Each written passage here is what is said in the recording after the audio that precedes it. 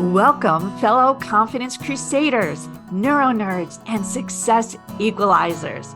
This is your podcast, Real Confidence. I'm your host, Alyssa DeVere, and I'll be sharing a bit of basic brain science, some surprising social secrets, and a touch of tough love. Why? Because I believe confidence is everyone's fundamental right and choice. So let's get to it. I don't usually read the guest bios because we post them online, we talk about them through the pod, but I have to read Andre Toro's bio for you because not only is it amazing, it is just really entertaining. So, Andre, hang on for a second. I'm going to give people a sense of why I'm so excited to talk to you today.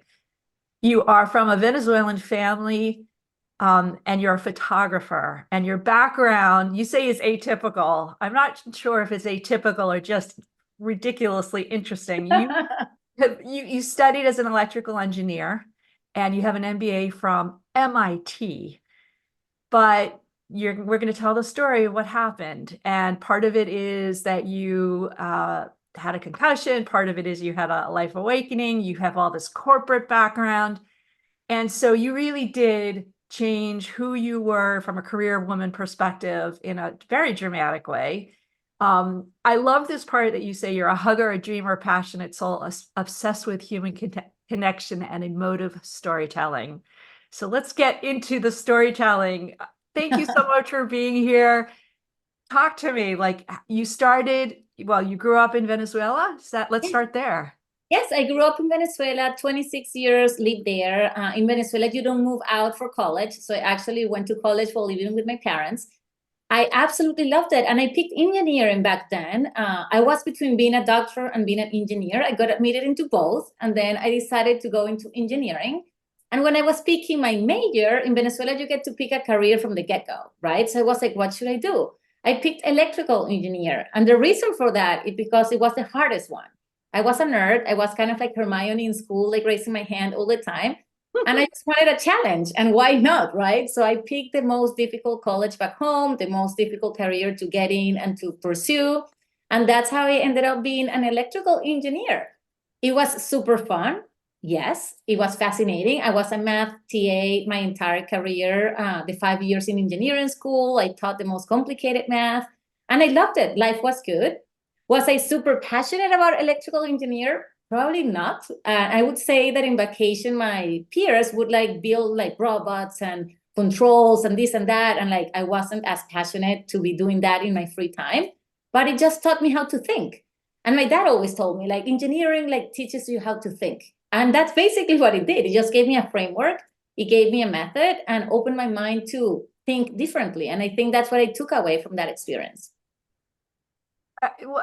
Wow. So the fact that you can say you found it fun, math fun, and loved it. I was a math geek too, I guess, but I fell out of love with it very fast. But you pursued it career-wise, and you then tell me what happened. You became your TA, but then you graduated and were you working as a mathematician and electric engineer? Exactly. So I graduated, super nerd valedictorian of my class. My parents didn't know I was going to give the speech on graduation day. So that was super fun.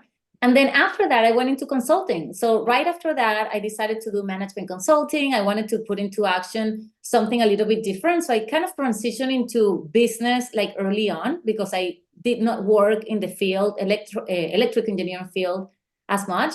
And I did consulting for 2 years. And at that time, for me, it was crystal clear that I wanted to go to MIT Sloan.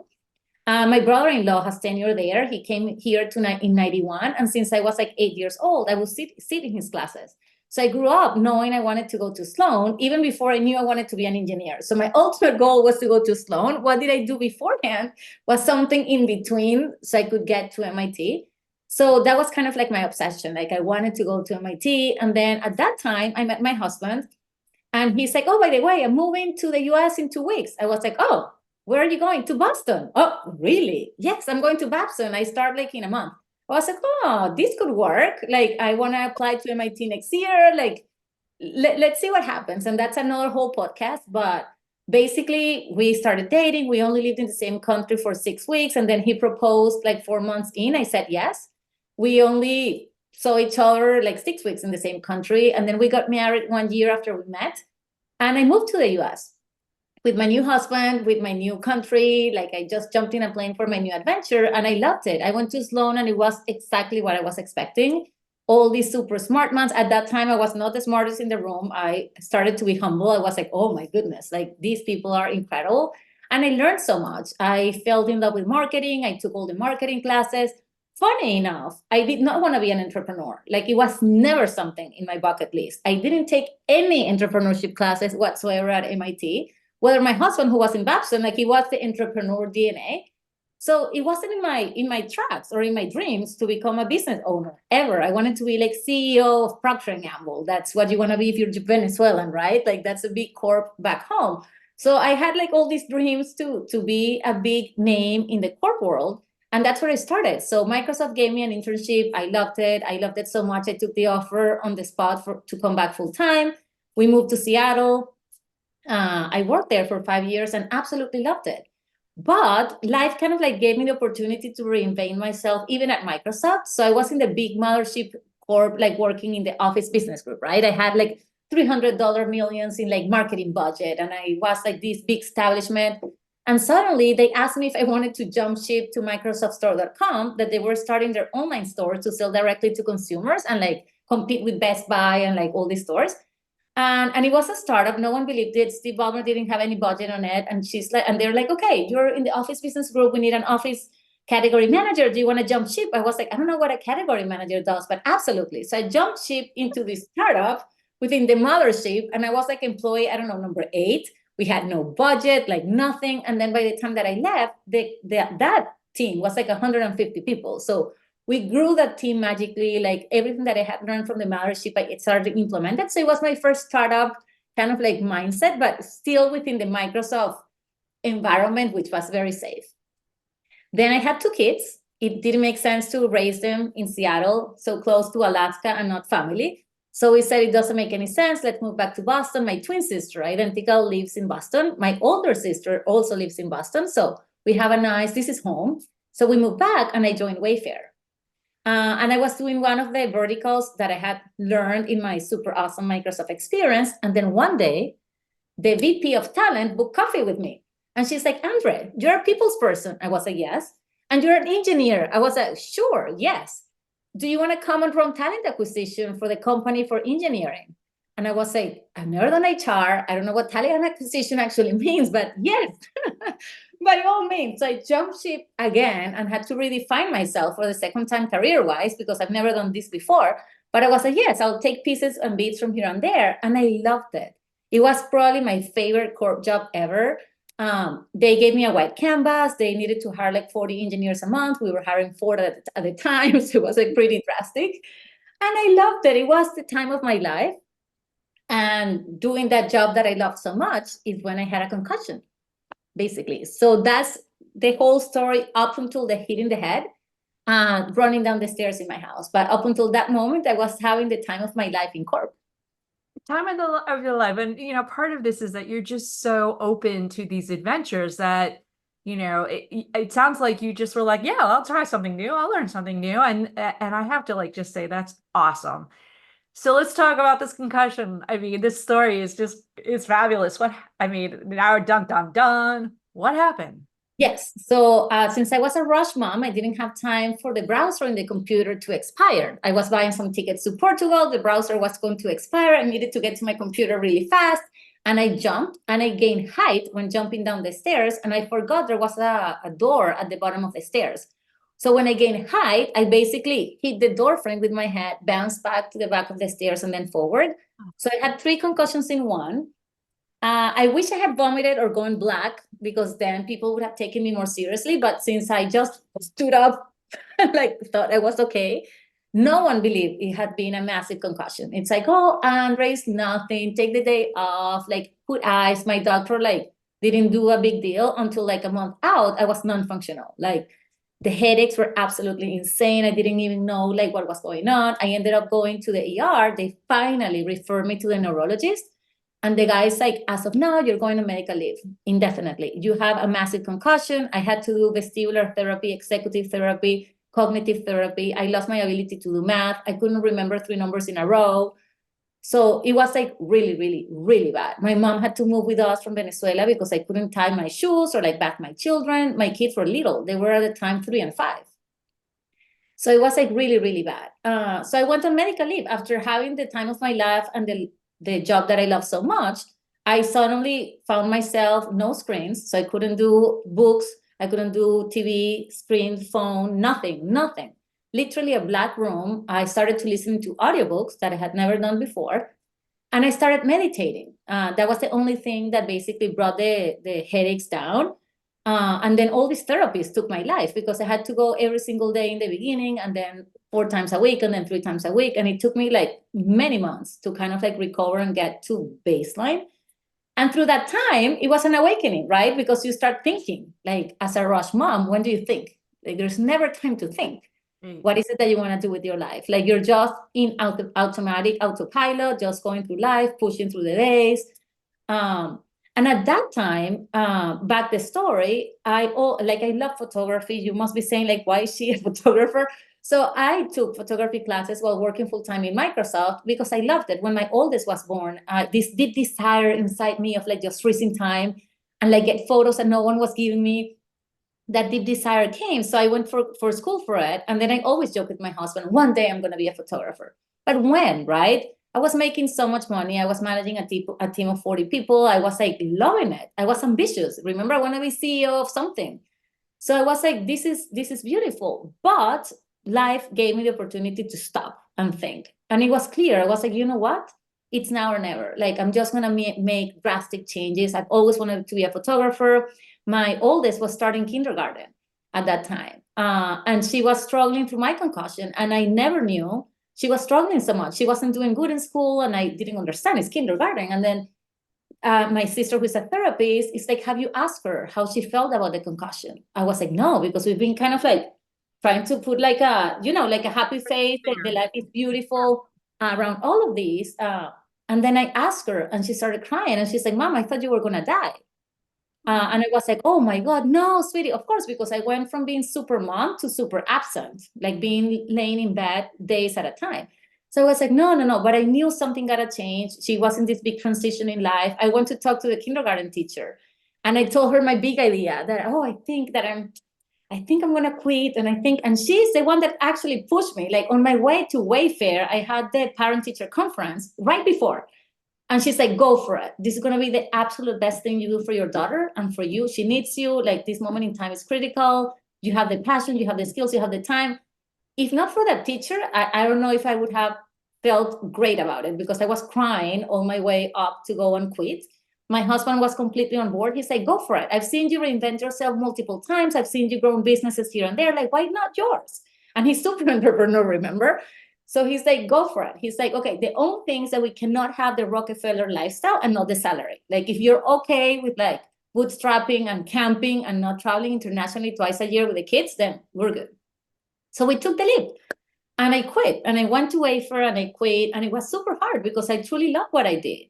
So it was really hard conversations. What is it that you're doing? Many people told me I was crazy, that I was not thinking straight, that I had just had a concussion. How am I leaving all of this? You went to MIT, like the sunk cost, right? Like you've spent all this trajectory to get where you are. Are you leaving all this behind? And it's not that I was going to be a stay-at-home mom, or it's not that I was going to be, no, it was that I'm going to be starting a brand. But for all of those people, I was quitting life, right? I was just like giving up. Like most people did not understand, but I saw that I was going to be building something bigger. But it was terrifying because as I mentioned, I did lose my identity completely. Like it's stunning. And you just said a whole bunch of stuff that I have to go back because like you said, people probably thought you still had concussion, like not all the synapses were together. You spent all this time and energy and probably money and all kinds of things to get into and do your MIT work, and you did that. And you were used to living at a high income level and doing, like you called it, Rockefeller things, fancy trips and things like that. And you loved your job. And yet you were like, no, so when you said to yourself, no, I need to quit, what was I guess, what was the real hope? Like, what were you hoping to change and gain as a result of walking in that day to Wayfair and being like, I can't do this anymore. I'm going to do this other photography thing. Yeah. So I think I was dreaming about a changing lifestyle, to be completely honest. Like I wanted to be, I grew up with a mom present in my house. And that's a whole different podcast. But she was present. She married my dad, who had 4 kids. And then from day one, she had 4 kids. And then she had us. So she had 6 kids. Wow. So, and she was always present. And I always wanted to be present. And I was juggling, how am I going to be present in this job? I used to commute to Copley. I lived in Lexington. By the time that I got home was 6 p.m. I was barely seeing my kids, and I wanted something different. I wanted to be there, but I'm super ambitious. So I didn't want to stay home either, right? It's like, how can I find something that I absolutely love to do, that I can run my own schedule? And even though I was completely preaching by example and I left Wayfair at 5, no matter what, it was still not enough, right? Because the hour commute, I could not teletransport myself to my house. So I was like, no, I need something different. So I was aiming to change the lifestyle to be able to provide for my family, do something that I'm extremely passionate about, make money, but be present, right? So it was kind of like the perfect storm. And I just transformed my biggest passion to my full-time job. When I was in Wayfair, I would wake up at 5 a.m. to edit my pictures, right? My kids' pictures, because I didn't have time at the time.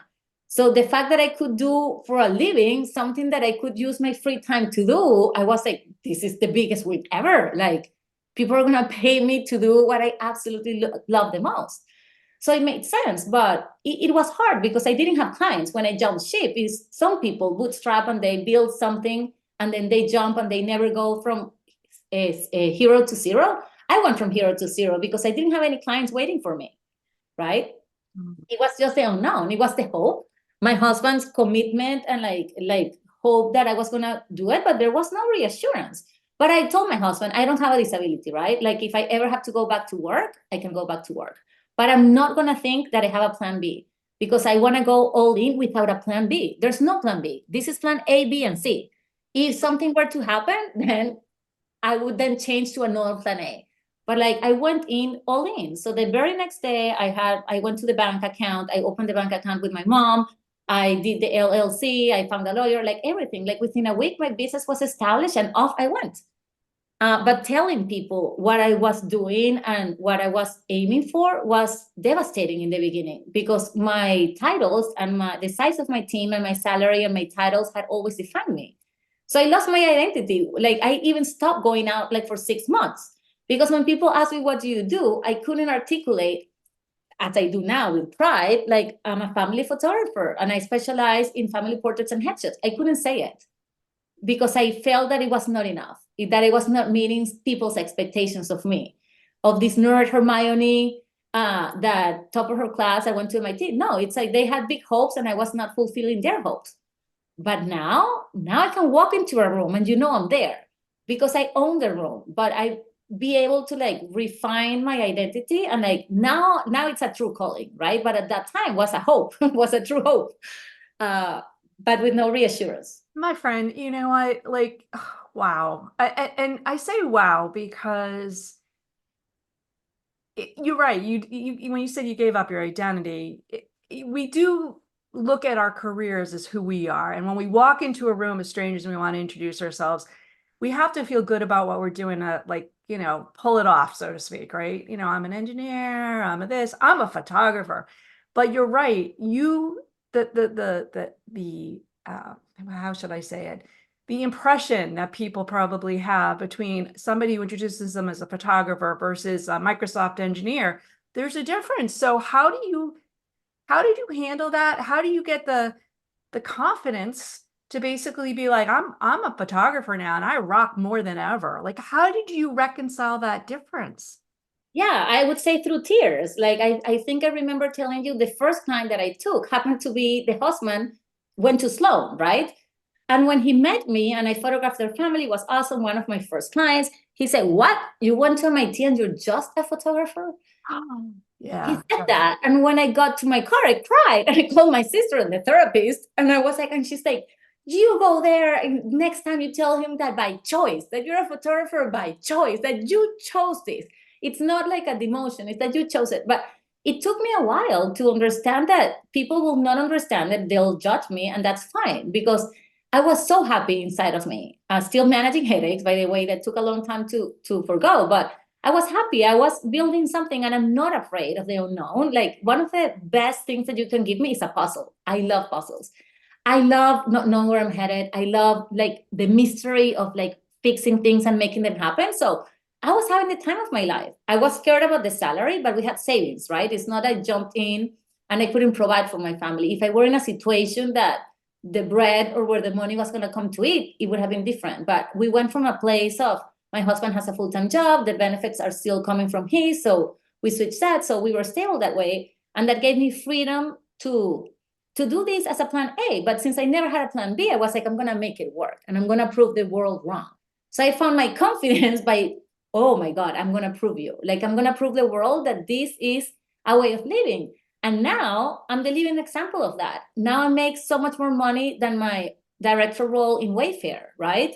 And I own a studio. I have a team of 5 to 6 people working for me all the time. And like, it's absolutely incredible. But it all was because I did not give up early on. When I lost my identity, I just pushed through. And then the more I said it, the more I believed it. And the more confidence I gained. And then you just start doing the same thing that I did in Corp. So the first thing that I did was take a trip to Panama. Why? Because the photographer I wanted to learn from lived in Panama. She was doing a workshop and I just traveled there.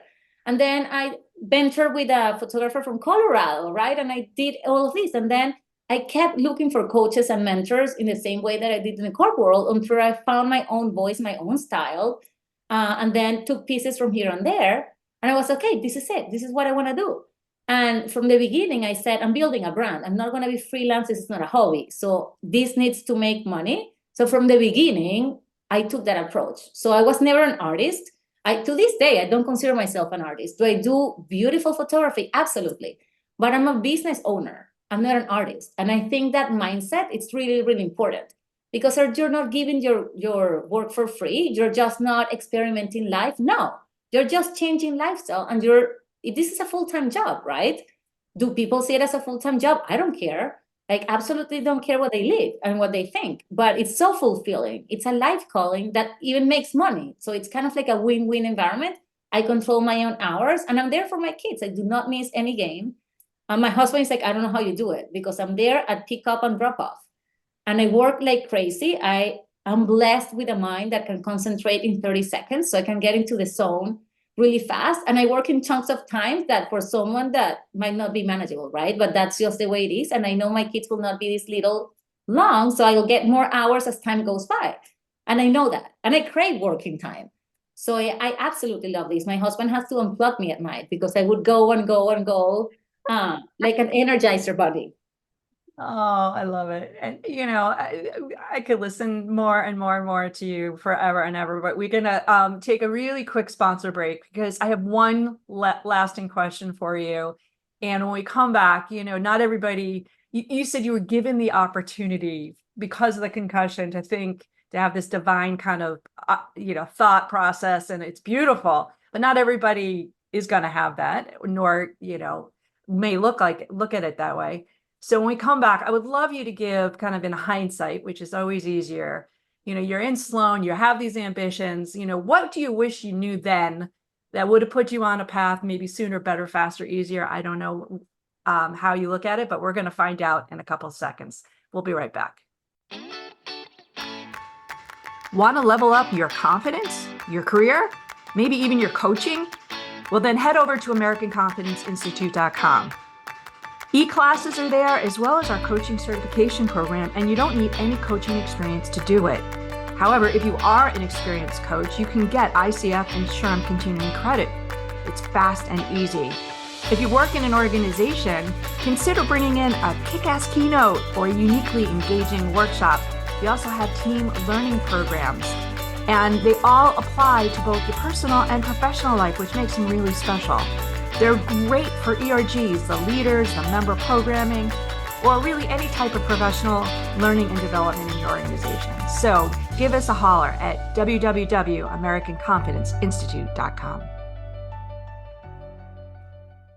Andre, thank you so much for sharing this really inspiring story. You know, it has a little bit of my own story woven in there when I started the American Confidence Institute, and I have a Wharton degree. So people are like, "What are you thinking? Like, have you lost your marbles?" Right? And the conviction to make something that maybe seemingly less prestigious, not only work but work so well. I'm applauding you in a big way, through my heart, through my soul. And with all the things that you said that you were enabled, your supportive husband, his benefits, your kindergarten teacher, your therapist, you had a lot of, like, when I say help, you had a lot of support. But at the core of it, you had your own drive and need to succeed. In hindsight, when you were back pursuing your engineering, when you were pursuing your Microsoft credentials at Sloan, would you have ever predicted being where you are? And would you want to get there faster? Wow, that's a great question. I would have never predicted. I would have probably laughed. I was not artistic growing up. Like I was a nerd. So to the fact that I'm pursuing a life calling that it's around arts, I still find it mind blowing. So I would have never predicted. But I think every single step was there for a reason. Engineering school taught me how to think. Then MIT taught me how to run a business, right? And like what questions to ask and how to network, how to walk into a room, how to make connections. Then all the time within Microsoft was the first time and Wafer 2 that I was like, okay, now this is money. Like, how do you make more of it, right? Like, how do you actually run the business that you learn at Sloan? So every single step on the way was there for a reason. So I think I could have not gotten here quicker. And it's funny because most of my peers are 30 years old. Like, there's not many photographers around 40 that are having the time of their lives. Like, usually, like, and I'm in a coaching group, and like all of my peers are much younger, right? And I love that because I found their calling and this path earlier on, but I think I wasn't ready. If I would have jumped ship into this world in my 30s or in my 20s, like it would have not been what it is today. But because I was ready for it, I had the kids at the right age, like they were like starting like elementary school at that time. I had like all this passion inside of me, this fire, and I knew I wanted to build something big. I was ready. So I think the time was right. God just gave me a concussion because I think he knew I would have not stopped otherwise. I'm one of those like very, very ambitious people that without like a critical stop, I would have not stopped to think, what is it that I want to do for the rest of my life? And I'm so happy that I made the switch at 35 because that meant that I still have like 30 more years that I can still do this and have fun. So I'm very, very excited about that. You are amazing and wonderful, and I love you, adore you. I'm so grateful that you shared your story, your energy, your positivity, and your bravery, as well as, of course, your confidence with my listeners. I'm sure people are going to want to reach out to just tell you the same, and or maybe get some photography from help from you. So how's the best way to find you, reach you? Yes, absolutely. So you can always go to my website. It's andretorophotography.com. So our friend here will post it because it's hard to spell. You can also find me through Instagram or Facebook. And I answer to every single DM, either Facebook or Instagram. Or if not, you can email me. And in my website, you'll get to have that access as well. So I'm here for you. I'm rooting for you. Oh, thank you. Thank you for me. Thank you for everyone who's listening. And thank you for setting such a great example of really pursuing the thing that you love, making it successful, and maybe most of all, really embracing all the values of your kids, your husband, and everybody all in the same go. You have it all in a way that I think so many people are going to benefit from hearing. So thank you. You're welcome. My pleasure. Before we totally wrap up, I want to let you know that full transcripts and show notes for this and other Real Confidence episodes can be found on www.americanconfidenceinstitute.com/podcast. I also want to remind you once again that the best way to get confidence is to give it to others, and you can do it just by liking and sharing this episode on your preferred podcast and social media channels. You can even give me some confidence by noting topics you'd like me to consider for the future. So for now, this is Alyssa DeVere. Thank you for helping to bring more confidence to the world. Master editing done by Ben Weinstein with original music performed and composed by Jeff Mitchell. Real Confidence is a production of American Confidence Institute. All rights reserved.